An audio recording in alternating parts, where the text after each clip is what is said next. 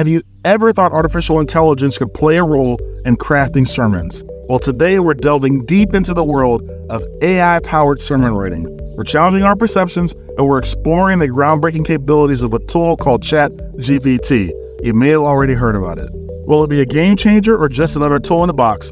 Will it be a blessing or will it be a curse? Stick around to find out. If you're new here, I'm Saeed RevTech Richardson, and I'm welcoming you to RevTech, your go-to place online where we unravel the intricate dance between technology and faith, focusing on tools and resources for nonprofits and faith-based organizations. Okay. Before we go any deeper, let's take a moment to understand artificial intelligence, or AI. At its core, AI is a field of computer science that basically aims to allow computers to mimic human intelligence. Yes, that's a gross oversimplification, but just bear with me. Now, it doesn't mean that computers have emotions or consciousness. That's a whole other conversation. But it does mean that computers can recognize patterns, they can process vast amounts of data, and they can even make decisions based on that data extremely quickly. Now, AI may seem like a futuristic concept, and it's often misunderstood and cloaked in mystery. But the truth is, AI has been around us and among us for a lot longer than we may even realize. Remember the recommendations you get on Netflix or the personalized playlist on Spotify? That's AI at work. AI is curating content based on the patterns of what you watch or what you listen to. You ever use Google Maps to find the quickest route home or to work? Well, AI is behind that too, analyzing the traffic patterns in real time. Companies like Amazon use AI to predict what products you may want to buy next. And even our smartphones utilize AI for voice recognition when we say things like, "Hey Siri," or "Hey Google." Oh, okay, I didn't mean for you to start Google on my computer right now. So I'm hoping we can agree that whether we know it or not, or whether we like it or not, AI is not some distant technology of the future, but it's actually a tool that's been going on in our average, everyday, daily lives, often without us even realizing it. And just like any tool, from a hammer to a computer, it can be used in various ways, including assisting us in our spiritual journey.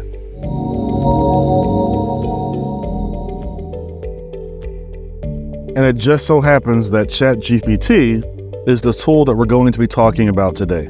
So let's address some concerns that may arise. 1, human content versus computer content. While Chat GPT can provide information, ideas, and even scriptural references extremely quickly, it's essential to remember that it does not possess faith, emotions, or spiritual experiences. Can I just get that out the way?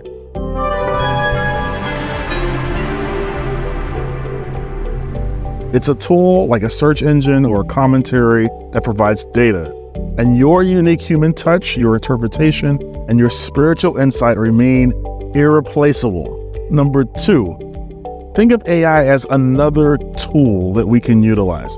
Throughout history, religious leaders and educators have used various tools, from handwritten notes to printed commentaries, and now digital resources. ChatGPT is just another instrument in our toolbox. It can help with research, offer different perspectives, or even suggest phrasing, but the core message should always come from your heart and your understanding of the scriptures. Number 3, it's already being used.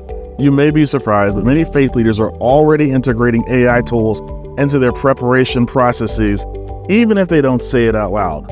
They're not replacing personal prayer, they're not replacing personal reflection or study. Instead, they are enhancing their research, making connections between verses, finding relevant contemporary examples. They're not replacing personal prayer, not replacing personal reflection or study. Instead, they are enhancing their research, they're making connections between verses, they're finding relevant contemporary examples, and more by using these tools that are available. Okay, so for this video, we're going to be talking through one specific AI tool called Chat GPT. Now, it's been around for a while. It made all the buzz earlier this year. I'm sure you've heard about it. We're going to use it as a tool for preparing our sermons. If you're willing to take the plunge and to move forward, consider the fact that it's okay to embrace the technology, and it's also okay to use discernment. Like any tool, ChatGPT is most beneficial when used wisely. Approach it with an open mind, but always review the content it provides. Never take it at face value. Use it to expand your horizons, but don't let it dictate your sermon. And also think of it as a complement and not a replacement. Think of Chat GPT as a digital assistant that can help you in the initial stages of your sermon crafting and providing ideas and references and even the historical context and other things like that. However, the final message and its delivery and its spiritual impact are solely in your hands. The power is yours. Okay, for the next few moments, we're going to go through the process of using Chat GPT and the creation of a sermon. Now, this is how I might use it, but as you're going through, think about how it might work for you and things that you might change or alter in the process too.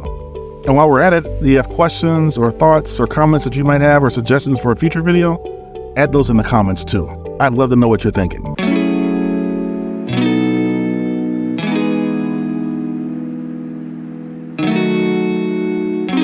It's important to understand that there are two flavors of ChatGPT. There's the Pro version, which is using the 4.0 engine, and there's the free version, which is using the 3.5 engine. We're going to be using the free version for this.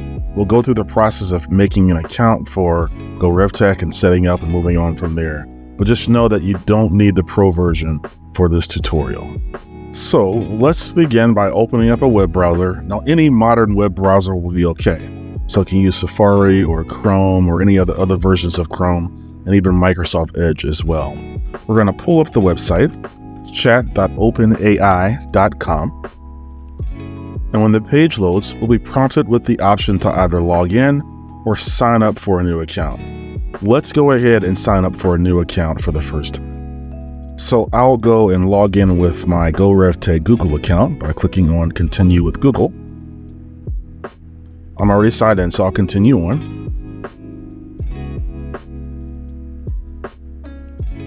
The next screen will prompt me to put my name and a birth date. I typically do not put in my real birth date. I'll use a date that I typically use for websites when I'm registering. I don't put my birth date unless I absolutely positively have to do that. The next screen will prompt us to verify a phone number. Now, this is primarily used for multi-factor authentication just to make sure that you're the only one getting in and out of your account.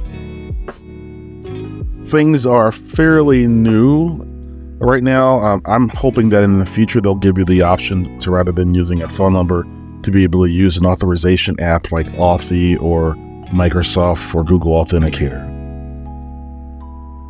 After entering your phone number, you will have to get a verification number and put it back in so you can continue on. And upon putting in a successful code, you'll be forwarded to ChatGPT. And here we are, we have logged in and we've got our official account. So again, this is not a pro account. This is the free version. And you can see from here, we're currently able to use the 3.5 version. But if you want to upgrade and use the 4 version, the user interface is fairly simple. Can't get much more simpler than this. You can see in the upper left-hand corner, there's the option to create a new chat. You can see down the bottom, there's an option to see your account details and the configuration, your settings. You come over to the setting, you can set your theme color as light or dark mode. And that's pretty much all you need. Let's begin by entering into the prompt area. We can see that there are a number of examples that they've got for us. You can see if you want to go and get started. I won't be going through an in-depth review of using ChatGPT for everything. Primarily today, I'm just going to give you a little bit of a teaser and get us into the process of using this for the sermon preparation experience. You should know what scripture and what version of the Bible you're going to be using for your sermon, at least to begin with. I would not suggest logging into ChatGPT and saying, make me a sermon on whatever. So at a minimum, you're going to want to know your scripture text. You're going to want to know what version you're going to start from, at least to be reading from. In addition to that, there are a few things that I typically do to set the stage for using ChatGPT. We want to set the context or the setting for how ChatGPT is going to be conversing with us through this experience. And so we do so by telling it how to act. Now, a lot of times people just sort of jump into ChatGPT, but I guarantee if you sort of set the setting, tell ChatGPT literally how to act, it can better inform you in your work and your process with using the tool. So just know that whether you're doing a sermon or anything else, this is a great place to start. So I'll tell ChatGPT, act as if you are And think about if I'm walking up to a counter and I'm looking for help, who is it that I want to talk to? So I want you to act as if you are an experienced, I'll say expert, Christian biblical scholar, preacher, and educator who has been studying the Christian, and I'll say in Jewish as well, for the extra into the Old Testament scriptures, and I'll say for more than 20 years. I'll also tell it that what specifically I'm expecting it to have, it'll sort of inform its own, but I want to add to that. So I'll say that you have extensive expertise and understanding biblical studies, historical context, geography, source criticism,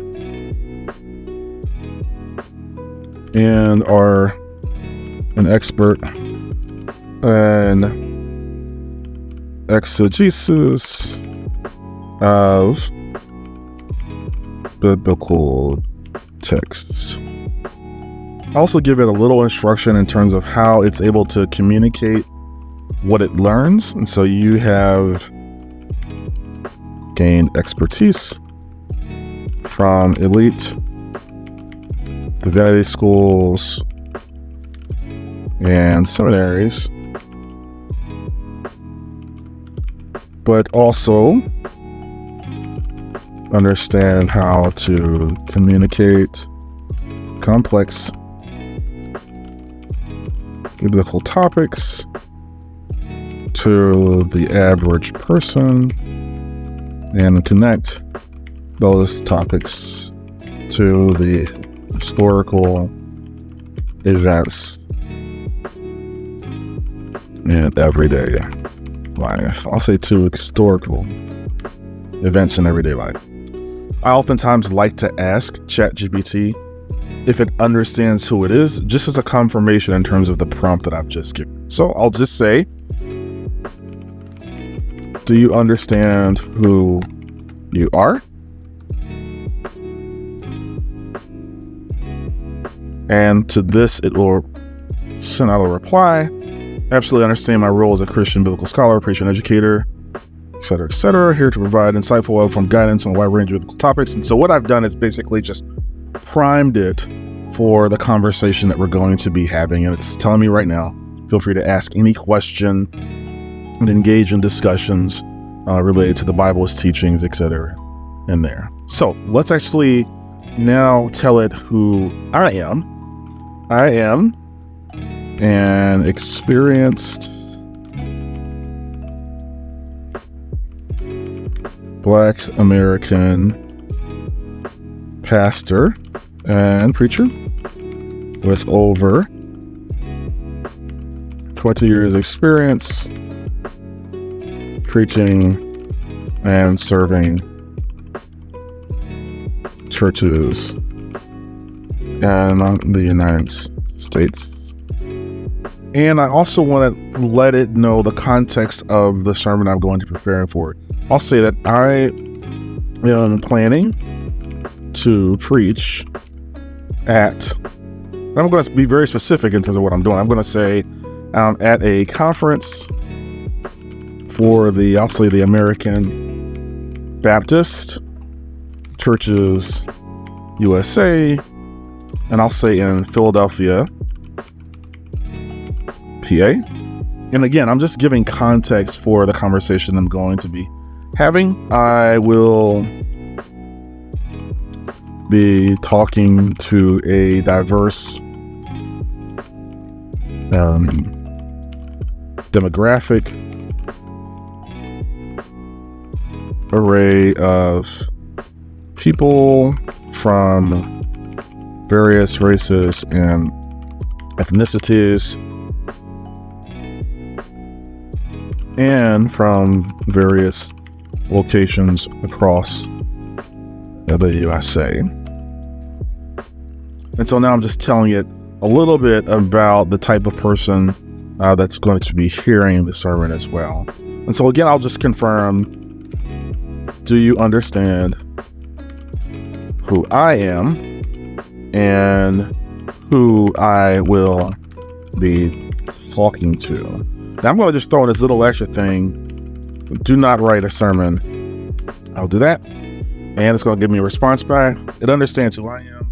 It knows who it is. And so we basically have done the setting stage of getting things run. My sermon will use the scripture text from Mark chapter 10, verse 46 through Mark 11 and verse 1. We can see our initial results. We can see information on the healing of blind Bartimaeus and the triumphal entry into Jerusalem, and additional contextual background information here as well. Let's just also have it print out the scripture text. We'll want to have that available for us as well. And so we'll ask Chat GPT to do so, and we will have the results of our scripture presented for us. We're off to a great start. Can you provide me a one-page long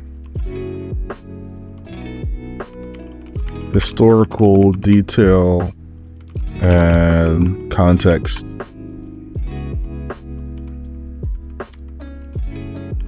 so geographical context for the selection?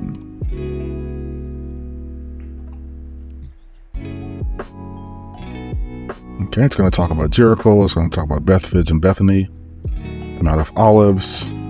It's going to give a little bit of historical context as well. I want to hear more about the historical context, particularly around Jericho. Thanks. This is interesting. Can you provide a bit more detail about the geographical context of Jericho? With these results, you can see that we have location information, topography information, historical significance. Now you can see as I'm going through this process, it's giving me more and more information. And as you would be doing with a commentary or anything else, you're going through the process, you're reviewing, you're seeing what sparks your heart and your mind, and also putting it in the context of the people who might be listening to you as well. So in the spirit of genuinely learning something new every time we look at the scriptures, I've never quite noticed before that in verse 46, the scriptures say, "Then they came to Jericho, and then immediately, and as he was leaving Jericho." It seems like an interesting riff that it just says they were there and then they weren't. I want to ask ChatGPT what it thinks about that. I'll say, verse 46 is strange. The verse states, I'm going to just ask it in plain English, that they came to Jericho and then immediately states they left Jericho. The NRV says, and then they came to Jericho and then they were leaving Jericho. So they came, got a crowd. Any idea of the significance of this? Do the Greek or Aramaic texts offer any ideas? Are there any commentaries or other examples you come across that give insight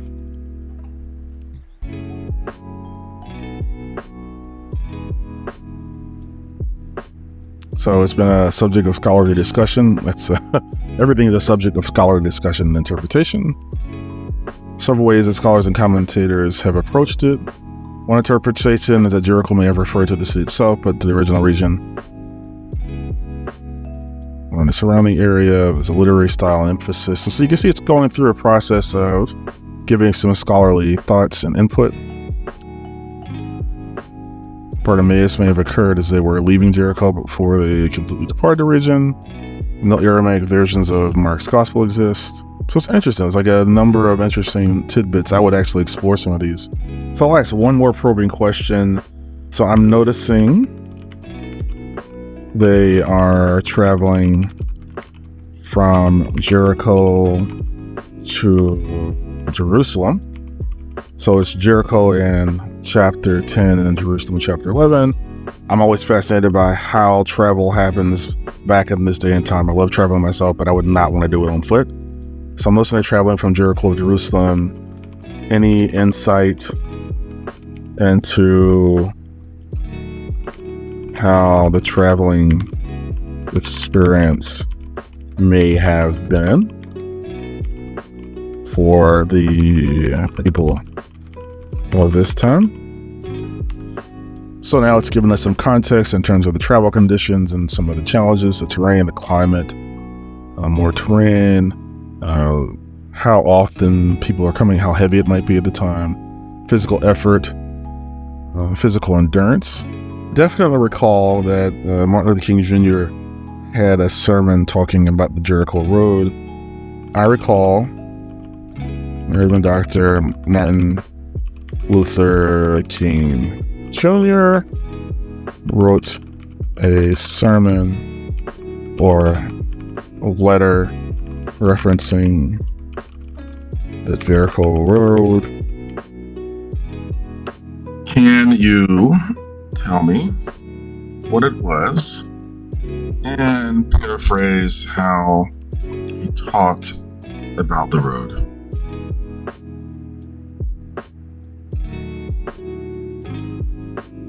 Can you share more about the Good Samaritan parable King referenced?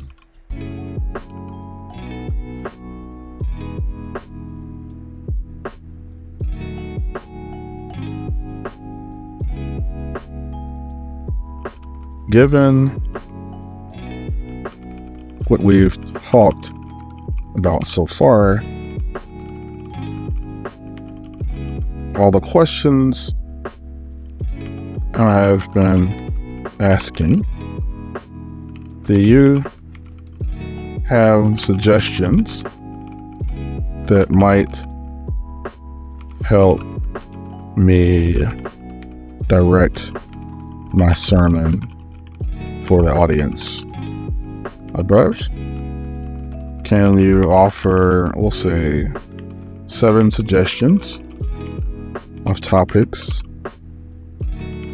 with the 3-sentence long description listed in a bullet list?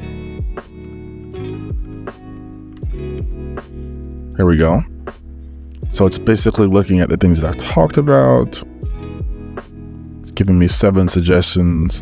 So as we look through some of the examples presented, we can see that it's drawing from the context of the audience. I like the suggestions from bullets 2 and 3. Can you combine them and suggest an outline of points to consider? And I'd say, because I'm a good Baptist preacher, I'd like the sermon to have 3 major points. Can you also provide suggestions for historical events and the 20th century that may align with this sermon. So it's combining both of those topics: compassion, faith, and the road to transformation, recognizing the one on the road,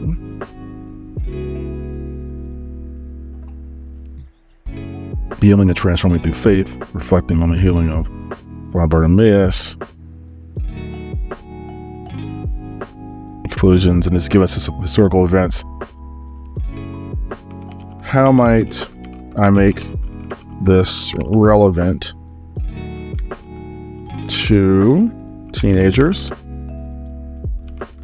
How might I make it relevant to adults aged 18 to 24?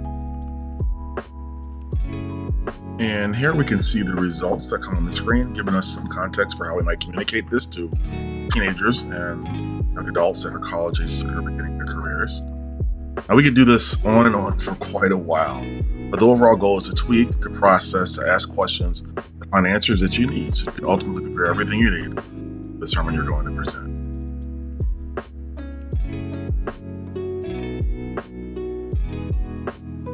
So there's a bunch there. I'm curious, did you find it valuable?